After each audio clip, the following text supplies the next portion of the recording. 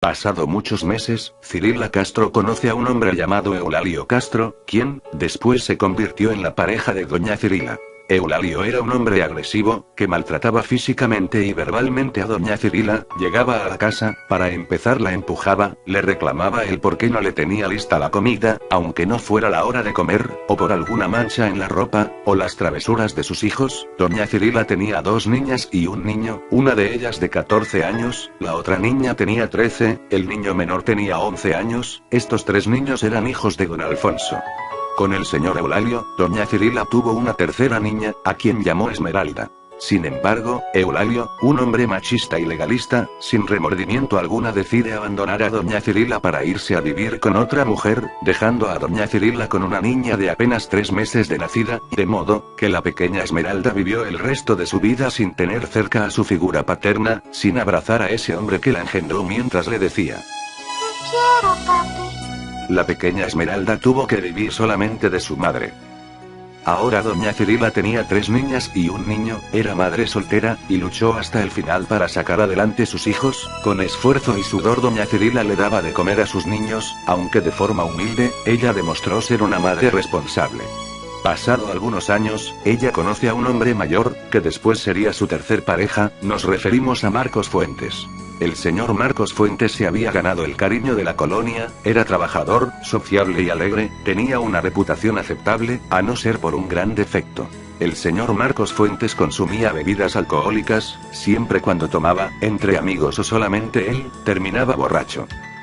El señor Marcos Fuentes se junta con doña Cirila, a pesar de tener 4 hijos, al inicio no era una relación estable, siempre por cuestiones de la vida, de un modo u otro, ellos no se juntaban del todo ni se comprometían a una relación seria el uno con el otro. Sin embargo, eso no impidió que Marcos Fuentes estuviera muy comprometido con doña Cirila.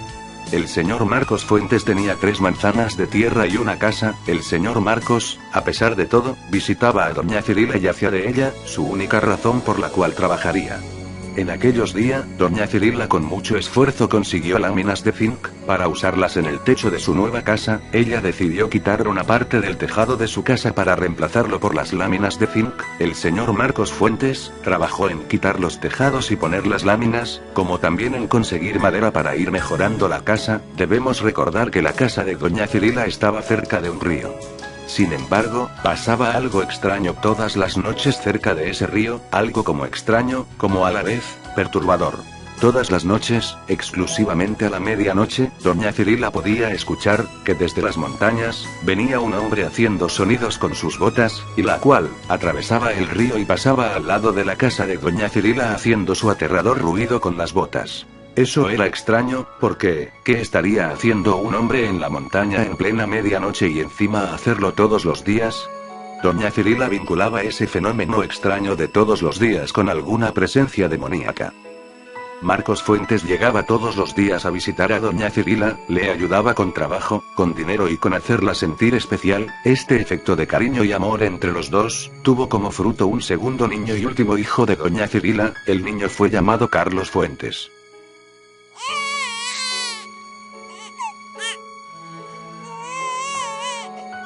Ambos se sintieron felices de tener un fruto de aquella relación, que cada vez se solidificaba más, y que, el nacimiento del niño los unió más que nunca.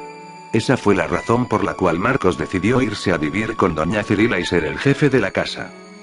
Pero Marcos, a pesar de su buena reputación y ser un hombre amable, sus vicios fueron el ingrediente secreto para convertir la relación con doña Cirila en una vida familiar disfuncional. El señor Marcos tomaba mucho en las cantinas, y después, bajo los efectos de su borrachera, aquel hombre amable y sociable, se convertía en un señor malo y agresivo. Llegaba a la casa de doña Cirila, la empujaba, la insultaba y le pegaba con cualquier objeto que tuviera en las manos. En una ocasión, el señor Marcos golpeó con su machete a doña Cirila hasta dejarle una herida en el brazo. En varias ocasiones la azotaba con el cinturón o con una cuerda gruesa para amarrar caballos y ganado. Al fin, lo bueno que podía tener el señor Marcos se echaba a perder gracias a los efectos de los vicios, lo que llevaba a discusiones y pleitos entre el señor Marcos y doña Cirila. Cuando los efectos de la borrachera pasaba, lo que empezó como una buena relación, cada vez tornaba una relación disfuncional.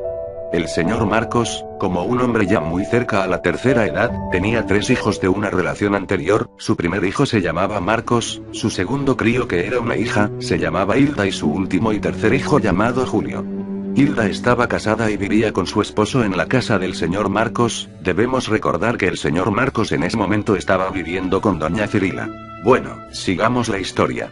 Hilda estaba casada y vivía con su esposo en la casa del señor Marcos, y vivía con ella sus 2 hermanos, Marcos el mayor, que para entonces era mayor de edad, y su hermano Julio, que todavía era un menor de edad, de modo que Hilda y su esposo, Marcos y Julio, vivían en la casa de Marcos, mientras que Marcos vivía con doña Cirila en su casa. En aquellos días un señor llamado Mateo, un malviviente de la cual desconocemos su historia, le había pedido al señor Marcos que le vendiera las 3 manzanas de tierra. El señor Marcos no pudo decirle que no, porque ese señor malviviente ya era conocido en la colonia de ser malo y de matar a cualquier persona que le presentaba un estorbo en sus planes. Por esa causa, el señor Marcos le da las tierras a el señor Mateo, y que después se las podía pagar, es decir, el señor Marcos no recibió inmediatamente el dinero una vez que le entregó sus tierras al señor Mateo. Podríamos decir que las dio fiadas o al crédito, pero aquí no termina lo curioso, sino que los problemas apenas venían empezando. El hijo mayor de Marcos, que también tiene el mismo nombre de su padre, decide mudarse a la ciudad de San Pedro Sula del departamento o estado, como quieras llamarle. Bueno, Marcos hijo, decide mudarse a la ciudad de San Pedro Sula del departamento de Cortes e iniciar su vida ahí. En aquellos días la ciudad de San Pedro Sula estaba en gran desarrollo económico y la oportunidad de empleo era excelente. De un modo u otro, el señor Marcos decide vender su casa. Eso obligó a Hilda, su esposo, y al joven Julio a vivir a otra casa. Obviamente no fueron a vivir a una supuesta segunda casa del señor Marcos, ya que la única casa que tenía el señor Marcos estaba siendo vendida, lo que hizo que Hilda y su hermano menor fuera a vivir en una casa del marido de Hilda, de la cual ellos pasaron todas sus pertenencias ahí. El señor Marcos, en medio de fuertes discusiones con doña Cirila por causa de sus borracheras, decidió darle el dinero de la venta de la casa a su hijo menor, es decir, a Julio. Dejemos claro la escena. El señor Marcos y su hijo menor están en la casa de la persona que va a comprar la casa del señor Marcos, lejos de la casa que, en ese momento, se está vendiendo. Cerca de la casa que está dándose a la venta, estaba la casa del esposo de Hilda, donde en ese momento vivía Julio. Bueno, sigamos con la historia. El señor Marcos vende la casa por un valor de 250 lempiras. Entonces, el señor Alfonso le entrega el dinero a su hijo Julio para que lo guarde. Él hace esto, ya que en aquellos días todavía seguía las discusiones con doña Cirila, razón por la cual él decide no entregarle el dinero a ella y en su lugar se lo da a su hijo. El joven Julio toma el dinero y decide regresar a la casa de Hilda, pero, antes de llegar a la casa, decide primero darse unos cuantos chapuzones en el río que quedaba cerca del camino. El joven Julio decide tomar el dinero y esconderlo debajo de una piedra mientras se chapucea en el río. Por lo tanto, al terminar de hacerlo, decide buscar el dinero, pero, ahora, se encuentra en un enorme y gravísimo problema. El joven Julio olvidó poner una marca a la piedra para después saberla identificar entre tantas. El joven Julio ahora no recuerda cuál fue la piedra donde escondió el dinero por debajo de ella, lo que, asustado, desesperado e impaciente, busca y busca entre las muchas piedras sin poder encontrar la piedra correcta. Varias veces él creyó que alguna persona encontró el dinero y se lo llevó mientras él se chapuceaba en el río. Por otro lado, él creía que el dinero no había sido robado, simplemente necesitaba seguir buscando hasta encontrar la piedra correcta. El joven Julio buscó y buscó por horas hasta que nunca más volvió a ver el dinero. Literalmente, no solo se perdió el dinero, sino también la casa. No sabemos qué le pasó al joven Julio cuando su padre se enteró de lo sucedido, pero usted ya se lo puede imaginar. Lo que sí sabemos, es que, ahora Marcos no tenía casa propia, su único hogar en ese momento era la casa de doña Cirila, pero, como hemos visto, el señor Marcos y doña Cirila discutían mucho debido a las agresiones e insultos del señor Marcos mientras estaba borracho, lo que hizo que el señor Marcos no abandonara a doña Cirila, sino a construir una pequeña casita de una sola habitación dentro del terreno de doña Cirila. Muy tolerante, doña Cirila se lo permite, y ella duerme apartada en su casa con su hijo menor en la misma cama. Marcos no podía irse, no tenía dónde irse, pero al fin y al cabo, estas discusiones no significaron de ninguna manera que el señor Marcos dejaba de ser un hombre servicial y trabajador, que a pesar de los malos momentos, estaba dispuesto a ayudar a doña Cirila hasta el día de su muerte.